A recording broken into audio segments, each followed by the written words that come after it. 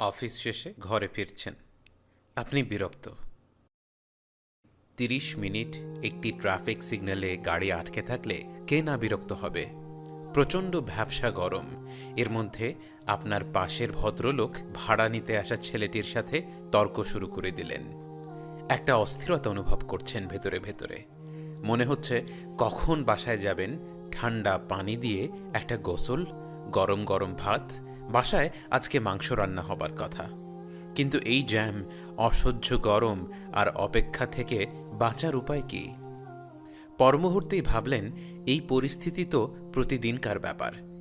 ভেবে বা মাথা গরম করে তো এই রোজকার সমস্যার সমাধান বা এর থেকে রক্ষা পাওয়া যাবে না। তার চেয়ে কিছু একটাতে ব্যস্ত থাকা যাক। স্মার্টফোনটি বের করে চলে গেলেন ফেসবুকের জগতে।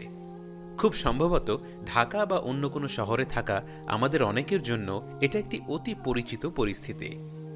কিন্তু আপনি কি জানেন, ঠিক যেই মুহূর্তগুলো আমরা ট্রাফিক জ্যামে বিরক্ত হচ্ছি বা ফেসবুকে হারিয়ে যাচ্ছি, সেই মুহূর্তগুলো আল্লাহর তরফ থেকে একটি মহা মূল্যবান নেয়ামত। বুখারীর বর্ণিত হাদিসে রাসূল সাল্লাল্লাহু আলাইহি ওয়াসাল্লাম বলেন, আল্লাহর দুটো আশীর্বাদ বা নেয়ামত আছে যা আমরা অবহেলা করে থাকি। একটি হলো সুস্বাস্থ্য আর আরেকটি হলো অবসর সময়। আল্লাহর রাসূল সাল্লাল্লাহু আলাইহি ওয়াসাল্লাম বলেছেন, বিচার দিবসে আল্লাহর বান্দাদের দুই পা ততক্ষণ নড়বে না যতক্ষণ তাদেরকে ৫টি বিষয় সম্পর্কে জানতে চাওয়া হবে না। পুরো জীবনটা কিভাবে কাটিয়েছি, তরুণ বয়সটা কি কাজে লাগিয়েছি, অর্থ উপার্জন কিভাবে করেছি, উপার্জিত অর্থ কিভাবে ব্যয় করেছি এবং জ্ঞান কি কাজে লাগিয়েছি। খেয়াল করে দেখুন, ৫টির ভেতরে দুটো প্রশ্নই হচ্ছে সময় নিয়ে। কি করে আমরা আমাদের তরুণ বয়স এবং পুরো জীবনটা পার করেছি।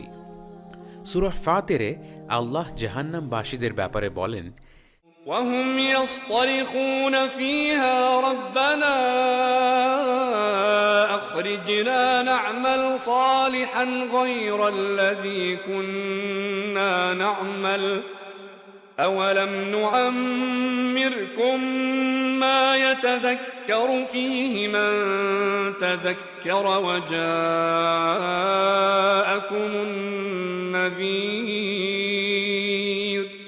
فذوقوا فما للظالمين من نصير।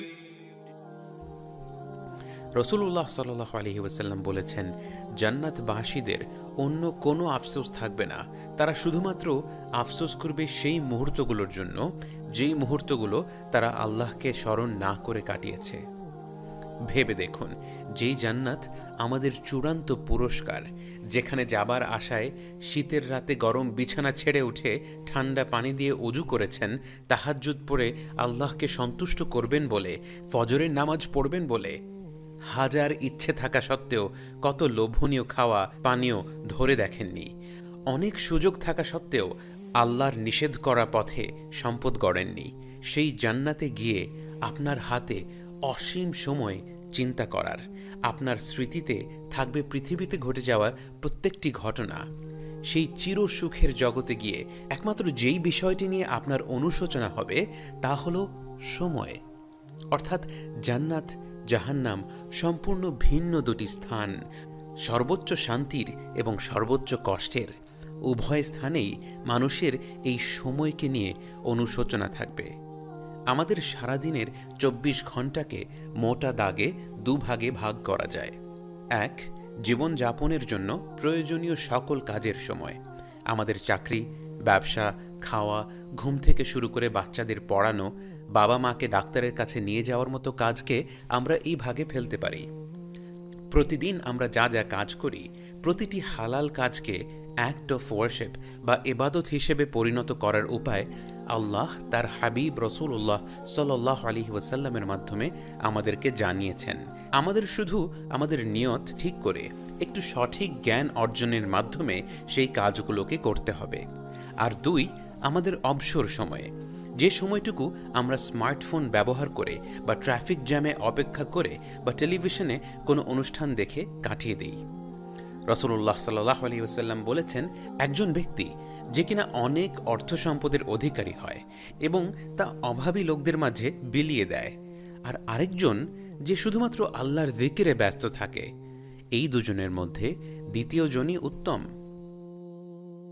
আলহামদুলিল্লাহ, লা ইলাহা ইল্লাল্লাহ, সুবহানাল্লাহ বা আল্লাহু আকবারের মতো সহজ জিকির থেকে আরম্ভ করে ইন্টারনেটের কল্যাণে বিভিন্ন ভাষায় বড় বড় সব আলেম ওলামাদের লেকচার তো এখন আমাদের আঙ্গুলের ডগায়। আর একটা ছোট্ট কোরআনের কপি সাথে থাকলে তো কথাই নেই, আল্লাহর কথা পড়ছি, এর চাইতে ভালো অবসর আর কি হতে পারে। ইবনে মাসউদ রাদিয়াল্লাহু আনহু বলেন, আমার সবচেয়ে বড় দুঃখ হলো যে একটা করে দিন যাচ্ছে আর আমার মৃত্যু তত কাছে চলে আসছে, কিন্তু আমার ভালো কাজ বাড়ছে না। এতটুকু তো বলাই যায়, এই জীবনে সময়ের ব্যাপারে আমরা যত বেশি আফসোস করব এবং চিন্তা করব, মৃত্যুর পরে সময় নিয়ে আফসোস আমাদের ততই কম হবে। অতএব আসুন আমরা একবার ভেবে দেখি, আমাদের দৈনন্দিন জীবনের কোন অংশটিতে আমরা সবচেয়ে বেশি অবসর সময় পাই এবং সেই সময়টাকে এমনভাবে কাজে লাগাই যেন অনন্তকালের জীবনে সেই সময়গুলোকে নিয়ে আমাদের কোনো আফসোস না থাকে।